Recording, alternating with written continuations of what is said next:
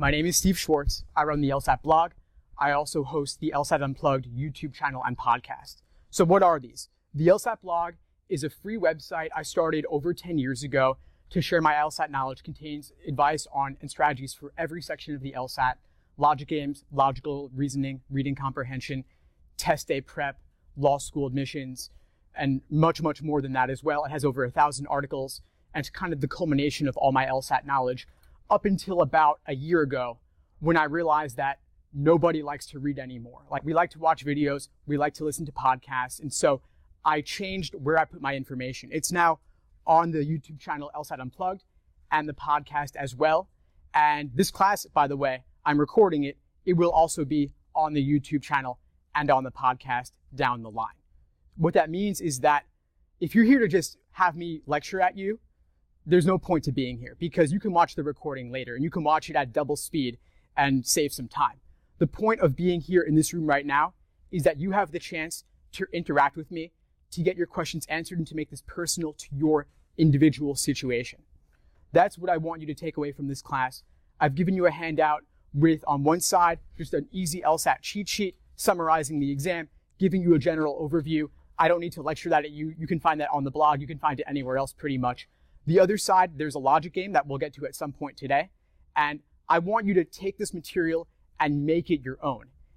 Because I can teach, but that's what the YouTube is for. Your job here is to learn. And if you walk out of here not understanding this logic game or anything else we cover, honestly, that's on you, because you have the chance to ask me your questions, to articulate things in your own words, and make sure that you understand it. There's two ways to show you understand the material. One of them is simply talking, articulating it, and double checking whether it's correct. The second thing is you to articulate it and teach it to somebody else. Explain why it's right in your own words, because you never know if the way you phrase it might connect with the way somebody else thinks and makes it a lot clearer for them. So we'll get into that logic game in a little bit, but first I do want to cover some other things because we have a lot on the agenda for today. LSAT 101, that's pretty much what the easy LSAT cheat sheet is about. You go on my website, you'll be able to download a PDF with all the links to everything I've covered there. But starting your prep. Has anybody actually started studying for the LSAT yet? All right, good, a number of you. How are you studying? What are you doing? Well, I haven't studied in a while, but I purchased a course and I wound up watching all the videos that they have, and they have different questions and stuff, so that's what I was doing. And when are you taking the LSAT? I plan on taking it in September. Oh, good, so you got some time. Other folks, when are you taking the LSAT? July. Anyone taking June in just a couple days? Well, that's good, because you probably should just relax at that point. There's not too much you can cram in now. But July, September, anyone else taking July or September or beyond? September. Good, so you've got some time. You can really make an impact on your prep. So what I want to do then, since most of you have quite a bit of time, is just walk through how I recommend structuring your studying, whether you're taking in July, which is about 6-7 weeks away, and then September, which gives you really just about 4 months. So you've got a good chunk of time. I recommend breaking your studying into 5 different phases.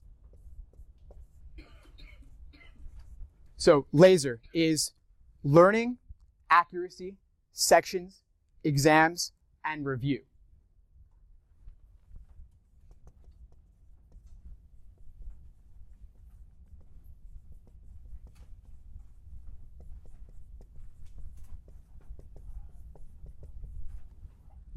These are the phases. You want to go through them in this order. Learning is just basically reviewing textbooks and learning the basics, doing drills, learning the foundational aspects of the exam, what the different sections are, games, reasoning, reading comp, the different question types within these sections. Accuracy is doing questions untimed, perhaps by type, and just giving yourself a chance to learn the material and apply what you've learned from the textbooks to the actual questions. You're not worrying about timing at all, because timing is a huge extra constraint on this exam. Instead, you're just focusing on getting things right. Then later, you can move on to learning it and getting it right under timed conditions. That's what sections are for. Individual timed sections of 35 minutes, unless, of course, you have accommodations. Some people will get time and a half. Some will get double time, but most people are getting 35 minutes and learning how to do 23, 24, 25, 26, 27 questions within that constraint is a whole nother aspect of prep. Then you have your exams, which are full-length timed exams, 5 sections, not 4. The published books of LSAT prep tests only contain 4 sections because, of course, they're not giving you the experimental section. The experimental is going to be used later on a future test administration, but on your test, whether you have accommodations or not, you're going to be doing an experimental section. And what that means is you got to get ready to do 5 full-length, 35-minute timed sections with only a short 10 to 15-minute break somewhere in the middle. After you start engaging in these timed exams, the last part is review, which is figuring out why you got things wrong, why you had difficulty with things. Maybe it was a time constraint, maybe it was just the fundamental concepts that the questions were testing. Doesn't really matter, but you've got to figure out what it is so you can avoid making those same mistakes again. One thing I too often see from students is that they want to take exam after exam, measure the results, be happy or sad about those results, and then move on from there. And that's understandable. That's what I did back when I was studying. It actually took me an entire year to go from a 152 to a 175. And the biggest breakthrough I had was when I was able to figure out why I was making the same mistakes again and again. Because even just a set of 10 exams could be enough to review. If you review those in depth, that could be enough material to show you pretty much everything the exam could potentially test you on. But people want to do all 86 numbered exams and the other 7 that are unnumbered, so that brings you to nearly 100. But does that mean that 5 years from now you should do another 15 exams also and increase to 105 perhaps? Like, no, that's not the point. The point is take the most recent 10, 20, 30 exams, work within those specifically. Maybe you want to do exams 62 to 71, untimed, by type, in your accuracy phase. Then use 72 to 81 as timed sections. Use 82 to 87 for your full-length timed exams, and maybe mix in some earlier ones as well. But it's really important that you don't neglect the review process. I would rather you do 1 exam a week and review it in excruciating detail than do 2 exams a week and barely do any review at all. Have any of you been doing review as part of your prep process? What does your review process look like? I try to do the blind review. That was also gone over previously. But I am kind of struggling. That's why I wanted to also ask you what your best approach is to review. Is it to like listen to explanations of questions online, or is it kind of trying to figure out what you specifically did wrong? So I don't know. That's a great question. Yeah, and ultimately you want to mix. Explanations can be useful. Blind review can also be useful. There are a couple of things I would add on to that though. First off is, if you're just learning, if you're in one of the earlier phases, then sure, look at explanations to kind of hold your hand and guide you as to how you might go about doing the questions, because someone else's diagramming style is probably better than whatever you've cooked up on your own, because people have been through the process before and kind of refined diagramming techniques. So I would recommend looking at explanations first. But once you're later into your study process, you've got to own the material. And that means that you can figure out some way to do it on your own, in your own language, in your own style. And then later, you can check it against explanations online, whether they're video or written, doesn't matter. One thing I would suggest is, for the problems that give you the most difficulty, actually articulate in your own words your thought process. So that means, just like I want you to do in this class. So for example, anything you got wrong, anything you had difficulty with, where was your mistake? Was it in, let's say, logical reasoning? Was it in the stimulus? Was it in the question stem? Or was it in the answer choices? If it was in the stimulus, obviously you've got to engage with what was their method of reasoning, perhaps. If it was just IDing the question stem, maybe you have to drill and refine your identification of different question types. Or if it was in the answer choices, what was tempting about the wrong answer that made you pick it, and what ultimately makes it wrong? And what is discouraging about the right answer that pushes you away from it, and what ultimately makes it correct? You want to do this again and again and again.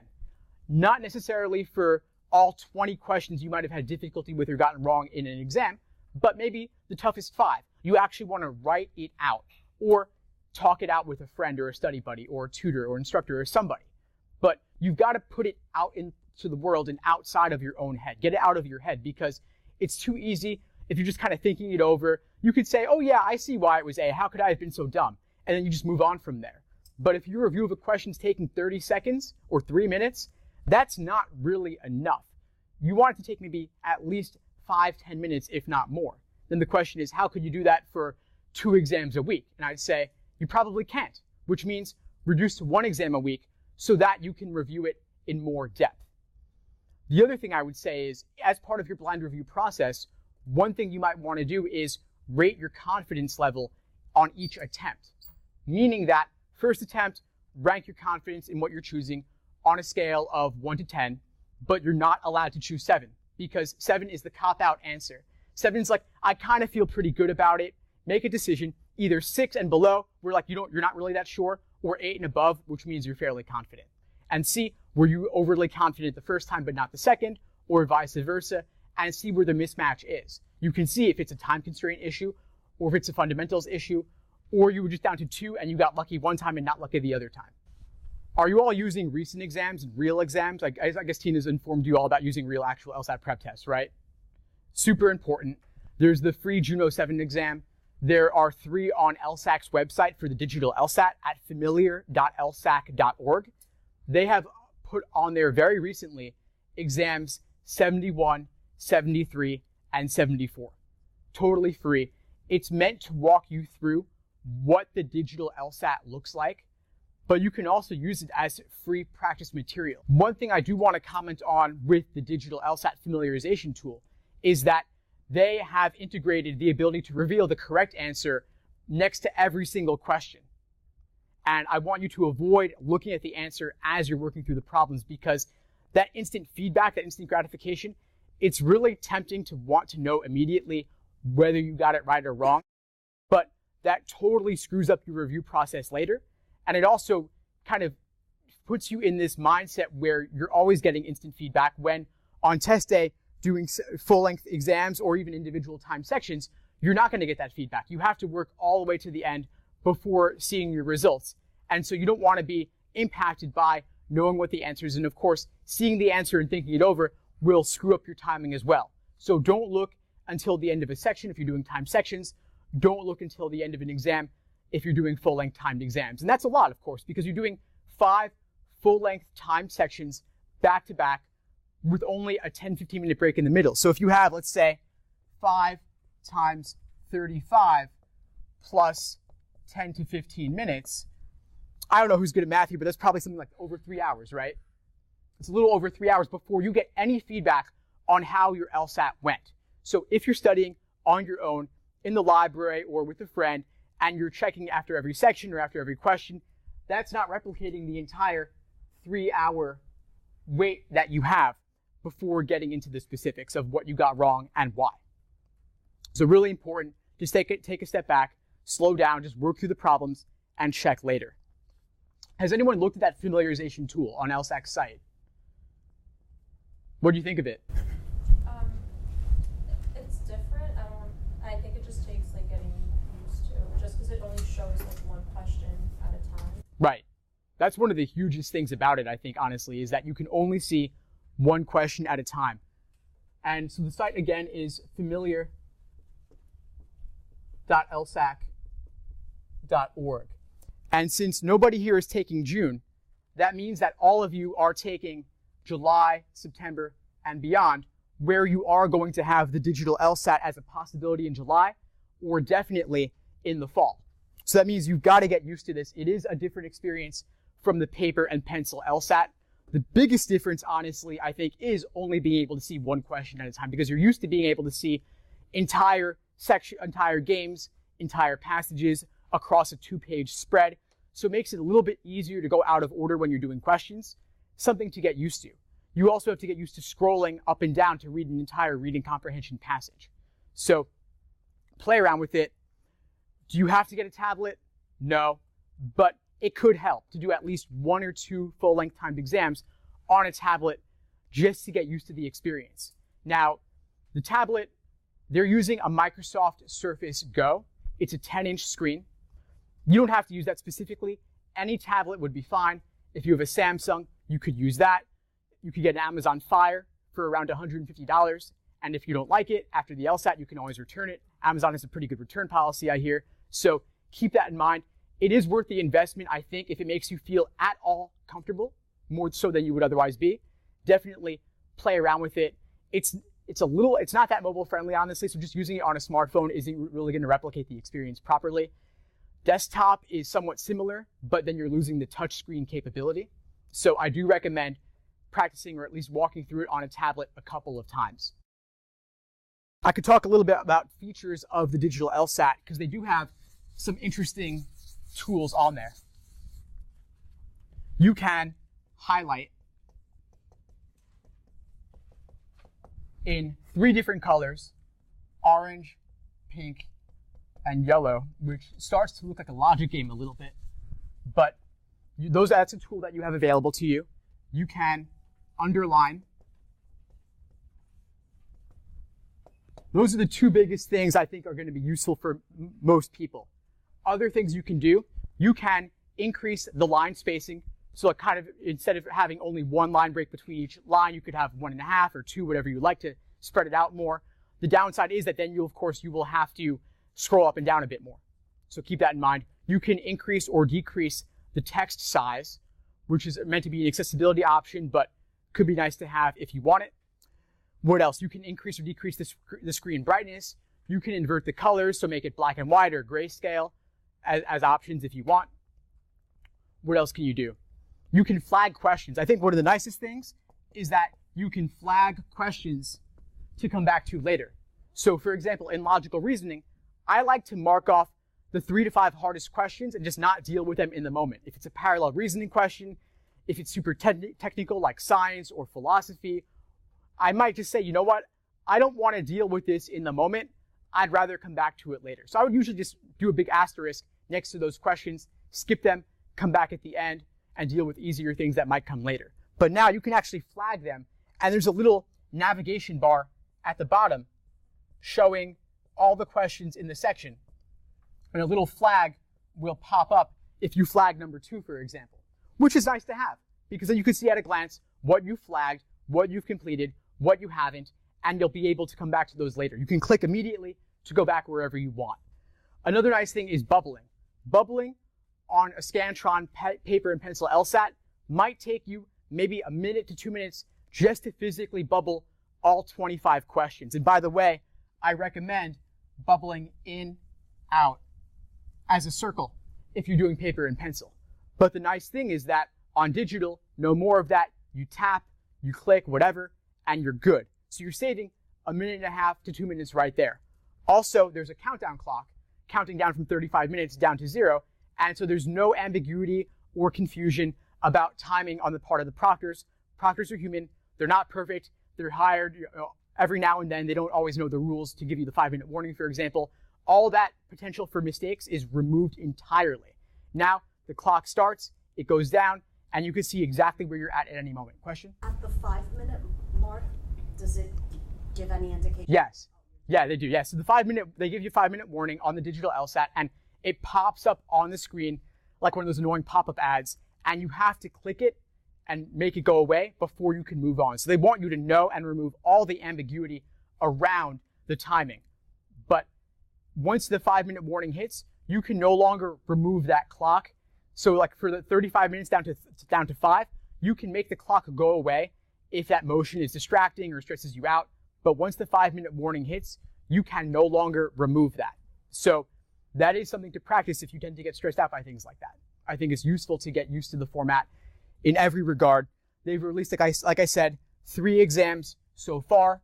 It's 71, 73, and 74, which are from around 2013 and 2014, so they are quite recent. They will be releasing a handful more in the lead up to the fall, so you can expect probably at least another 3 or 4 by September, I would imagine.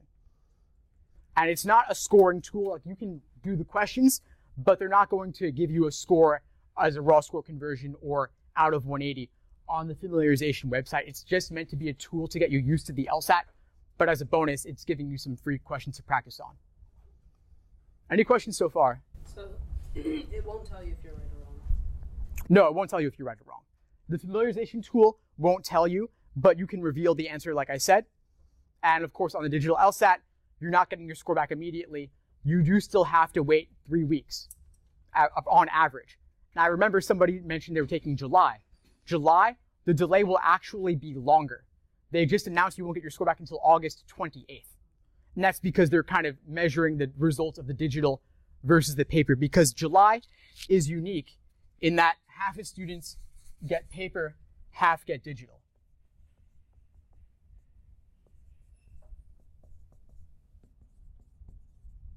Is that at random? Yes.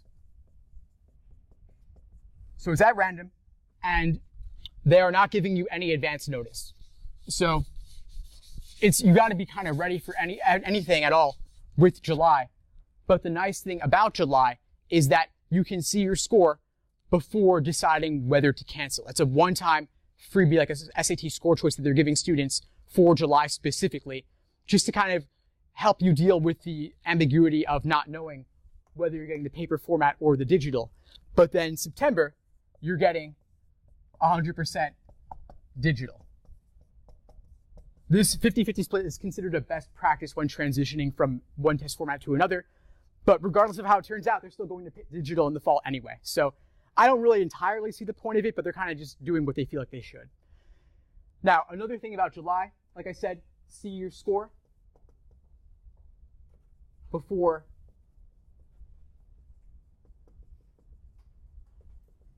canceling. The other thing is that on July, if you cancel, you get a free retake. So you get 2 LSATs for the price of 1 if you cancel July. But that free retake won't apply to September because July scores come back August 28th, which is after the September registration deadline. So if you want that free retake, you can use it for October, November, January, March, or April into 2020. So I think July registrations will actually be higher for that reason, because people like the idea of seeing their score before canceling. People like the idea of a free retake. I think if you're on a super tight budget, maybe the free retake is a nice thing, but $200 compared to the cost of law school is a drop in the bucket. And I don't really think it's great to have a cancellation on your record if you can avoid it, because you never know what will happen in the future. You cancel July. What if something goes wrong in September? You cancel that too. Then you have 2 cancellations on your record, and a pattern starts to look not so great for law schools. So I wouldn't recommend taking July with the intention of canceling. And I wouldn't recommend taking it either just to see what the digital LSAT is like, because you can do the test 71, 73, and 74 on LSAC's site to see what it's like if you can get a tablet or borrow someone else's tablet to get that similar experience. Plus, the big prep companies like Kaplan and Princeton Review, they do typically offer free proctored exams, mostly for marketing purposes, but you can use them for the proctoring. And I imagine that with the LSAT going digital, they will give those proctored exams on a tablet. So I'd recommend calling them up and seeing what they have to say about that. But yeah, I guess one thing I should mention about the digital format is that you can't draw freehand on the tablet the way that you might expect. You can only use those highlighting and underlining tools, the flagging tools, but that's pretty much it. You can't draw like this. They have scrap paper that they'll give you. They'll give you a booklet of about 14, 16 pages of scrap. That's where you're going to do all your work on the digital LSAT. It will be on scrap paper on the side. So if you're making notations for reading comp or diagrams for logic games, you'll do all that on the side, but not on the tablet screen. So if you're studying, I recommend not doing your writing in the books, because you won't be able to write next to the questions on the digital. I recommend treating your books like they are a screen with PDFs and doing your work separately. So if you have PDFs, that's amazing, because then you can just look at the screen, have your scrap on the side, and it'll pretty closely mimic what the digital LSAT experience will be like. But get used to not crossing off or underlining with your pencil or pen on the books. You have to use LSAC's tools, which require more clicking. They give you a stylus with the stylus on one end and a pen on the other end, so you can kind of flip it over if you want. And I think they're also allowing pencils now as well. So you do have options for that, but that's all applying really to the scrap paper that you'll have on the side. What else? Let's see. So the timing, like I said, the LSAT is always 3 sessions back to back with no break, then a short break, then 2 more back to back. But with the paper format, usually you would have maybe 10, 20, 30 seconds in between as the proctors say, put down your pencils, close your booklets. Okay, open the booklets, pick up your pencils and continue. You no longer have that. It is immediate. It is immediate on the tablet, no break at all. And when you first open the digital LSAT, the directions will pop up. And when they pop up, the clock has already started. It's not like you click the directions and then you move forward. So people are kind of under the misconception that once you click to see question 1, that's when the clock starts. No, the clock starts immediately when they say go and the directions pop up. Obviously, don't read the directions because you already know them. They're always the same. Just go on to question number 1. One other thing I should mention, I guess, is for reading comprehension specifically, we're used to usually reading pretty low quality stuff on the computer like BuzzFeed, Facebook, listicles, stuff like that. The LSAT has obviously dense academic text, so I recommend getting used to reading dense academic text on a computer screen and getting used to kind of slowing down, reading more thoroughly. Of course, people always recommend The Economist and Scientific American. Those are excellent resources to read more academic subjects that are of the style of the LSAT. But I think you also want to get used to pacing yourself to a certain speed that you want for the LSAT. So I have a couple of tools I recommend for that. Sorry, what were the publications that you said? Scientific American and The Economist. So there are 2 websites that let you input text on a screen and display it at different speeds. One is phrasereader.com. The other is Spreeder.com. And so the idea is basically a sort of speed reading. But I don't mean speed reading like you want to gloss over and just get the main idea or something. This actually displays the text for you at particular speeds. So you can copy paste text from The Economist or Scientific American into one of these sites and display it at 200 words per minute, 250 words per minute, 300 words per minute, whatever you like. And so you might say, if there's 500 words in a reading comp passage and you want to read it in about 2 to 3 minutes, you've got to be at a particular speed. If you're going at 100 words per minute, you're not going to get there in time. So play around with it and get used to gradually increasing your speed that you're comfortable with. I've seen people go from 200 words per minute to 400 words per minute in only a month or 2. It's possible. So if you want to get there by September or even July, you can, but I would recommend starting now because the LSAT obviously is very dense text, much more so than you get typically when you're online. Another thing for reading comprehension on the digital format is that there's no line references. There's no line numberings. So also get used to that difference there. You can underline and notate on the screen with their tools, but that's pretty much it. So you kind of get used to going back and forth between the question and the text, scrolling up and down. It is something to get used to. I don't want to overemphasize how big a deal it is because the content is not changing at all, just the format, but there is a certain level of adaptation that you want as you're getting beyond the fundamentals into what test day will actually be like. Let's see, other policy changes recently. In recent years, they've removed the limitation on the number of times you can take the LSAT. It used to be 3 times in a 2-year period. That limit is removed.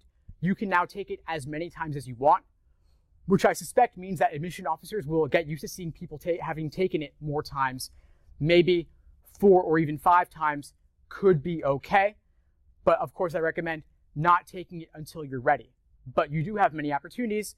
It's gone from being offered 4 times a year to now 9 or 10 times a year. So you now have this coming up again, July, September, October, November, January, March, April, then June and July of 2020, and so on. So there are many chances, meaning that there is less downside to retaking than there used to be. Law schools do not average multiple scores. They only take the highest, and the gap between test dates is smaller than it used to be. So for those of you taking it in September, you could take it 4 weeks later in October and 4 weeks later again in November. What was that? That was a balloon. Why was there a balloon in here? That's okay. Happy birthday. So you have September, October, November, 4-week gaps in between those. And so you only have to stay fresh on the LSAT for another 4 weeks versus it used to be a 2 to 3 month gap. So 4 weeks, not that much effort, additional effort. Maybe all you have to do is take a timed exam a week for 4 more weeks, and you could do better just by luck alone. there is a score band or margin of error of 3.5 points on each end, meaning that let's say if your true aptitude is a 165, you might get a 169 one day, a 161 the other day, and the LSAT is still a valid exam. But this means that if you just take it 2-3 times, by luck, you could do 2 to 3 or even 4 points better. And you look at the ROI on that, you register for the LSAT, yes, it's $200, but 3 or 4 points higher means more scholarship money, getting to a better law school. It's really a no-brainer to retake it. If you think even by luck alone, you could do maybe just a point or two more. That 1 or 2 points could make the difference between a yes or a no, or between getting no scholarship money or getting $10,000 or $20,000 a year, which really does add up. I think this is the easiest money you can make. It's just getting a point or two more on your LSAT score, which is why retaking makes sense.